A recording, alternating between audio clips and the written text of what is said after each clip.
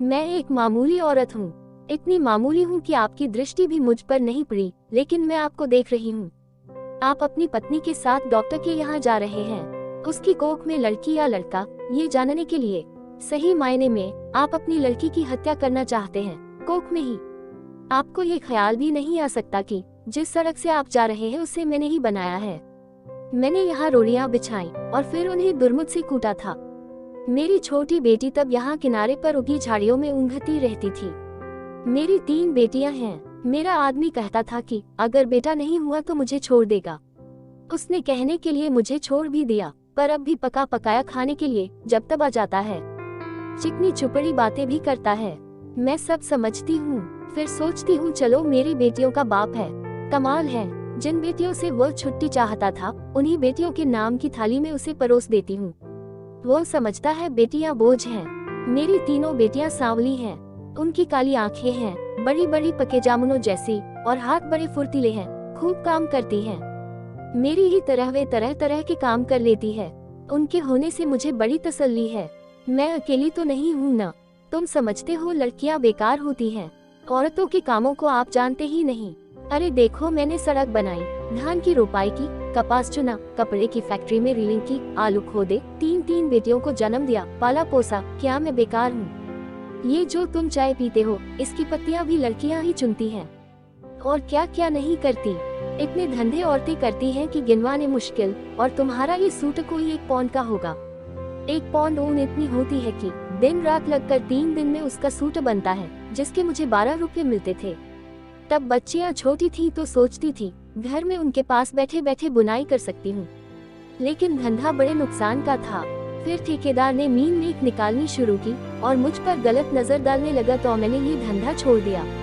फिर आटे की फैक्ट्री में काम किया, बड़े काम छोड़े और पकड़े। 2-4 मुर्गियां और बकरियां तो खैर पालती ही हूँ। इसी तरह रूखा सूखा चलता है। ये जो तुम्हारी बीवी ने रेशमी साड़ी पहन रखी है, इसके धागे भी औरतें तैयार करती हैं। कीड़े पालती हैं, मुश्किल काम है। जांघ में घाव हो जाते हैं, धान की रोपनी में भी पैरों में खारवे हो जाते हैं और कमर झुके झुके टूट जाती है। मुझ पर पैसे होते तो अपनी लड़कियों को पढ़ाती लिखाती, उन्हें मास्टरनी बनाती या डॉक्टरनी। तुम खुद पढ़े लिखे हो, पैसे वाले भी दिखते हो, तुम लड़की का गर्भ क्यों गिरवाना चाहते हो? तुम समझते हो तुम्हारी लड़की कोई काम नहीं कर सकती? अरे आदमी कोई फालतू चीज नहीं, 100 काम है उसके करने को। फिर इस तरह सोच समझकर लड़कियों को मारना तो कुदरत से खिलवाड़ है। अगर मान लो तुम्हारे घर लड़का हो गया तो तुम क्या सोचते हो? वो तुम्हें लड़की से ज्यादा प्यार करेगा। फिर लड़के बिगड़ते भी बहुत हैं। आजकल उनका ध्यान शरारत, ताश और मारपीट में ज्यादा हो गया है। मान लो लड़की ही पैदा हो जाए तो क्या? तुम उसे पढ़ाना लिखाना, वो तुम्हें खूब प्यार करेगी। लड़कियां माँ बाप को खूब प्यार करती हैं। तुम्हारे घर में रौनक अलग से होगी।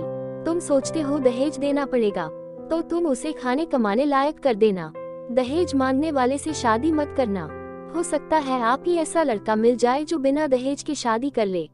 अगर न मिले तो क्या, वो कमाएगी खाएगी और तुम्हारा सहारा बनेगी। हो सकता है वो तुम्हारा नाम रोशन कर दे। तुम्हारे लिए क्या पैसा ही सब कुछ हो गया, या दुनिया का दर अपनी बेटी से भी बड़ा हो गया? आखिर तुम अपनी बेटी को प्यार तो कर ही सकते हो, और बेटी भी तुम्हें प्यार कर सकती है। माँ बाप और बच्चे का इतना रिश्ता बहुत हुआ, इसके लिए तो आदमी जीता है। पैसे को चाहे जितना मानो, पर मोह ममता फिर भी बड़ी चीज है, इसे बनाए रखने में ही खैर है। नहीं दुनिया उजड़ी समझो, कुदरत के साथ इतनी मनमानी अच्छी नहीं। लड़कियों को तुम ऐसे ही गिरवाते रहे तो औरतें कितनी कम हो जाएंगी। फिर तुम उनके लिए कुत्तों की तरह लड़ोगे। दहेज के डर से आज उन्हें मरवा सकते हो, तो कल फिर पैसे के लालच में बेचोगे भी। इस तरह क्या दुनिया बड़ी अच्छी हो जाएगी, या तुम्हारे घर परिवारों में खुशियां छा जाएंगी? तुम जो रेशमी साड़ी पहनकर इसके साथ चली आई हो, इससे इतना डरती क्यों हो? सोचती हो ये तुम्हें छोड़ देगा? ये मिचमिची आंखों वाला अगर तुम्हें छोड़ भी दे तो क्या तुम मर जाओगी? मैं तो पढ़ी लिखी भी नहीं थी, मैं तो तानों से नहीं डरी। आदमी ने छोड़ने की धमकी दी तो कह दिया ले छोड़ दे। अब भी मेहनत करके खाती हूँ, तब भी मेहनत कर लूंगी। पर वो क्या मुझे छोड़ पाया?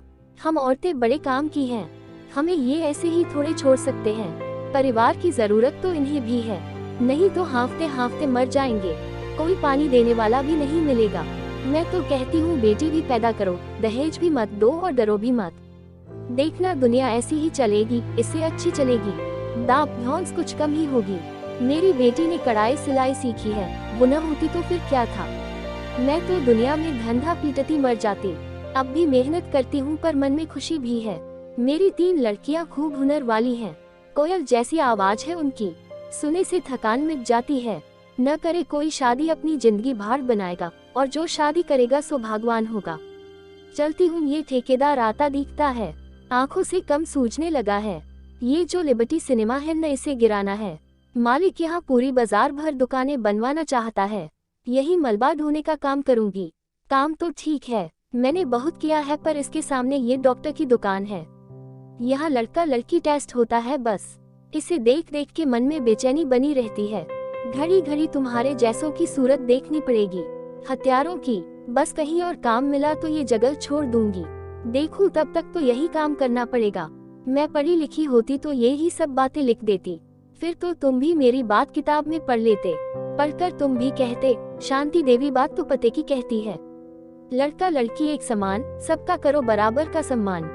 दोस्तों, आपको इस कहानी से क्या शिक्षा मिली हमें कमेंट बॉक्स में जरूर बताएं। और हाँ दोस्तों, अगर आपको ये कहानी अच्छी लगे हो तो मेरे चैनल को सब्सक्राइब और लाइक जरूर करिए। Thank you for watching.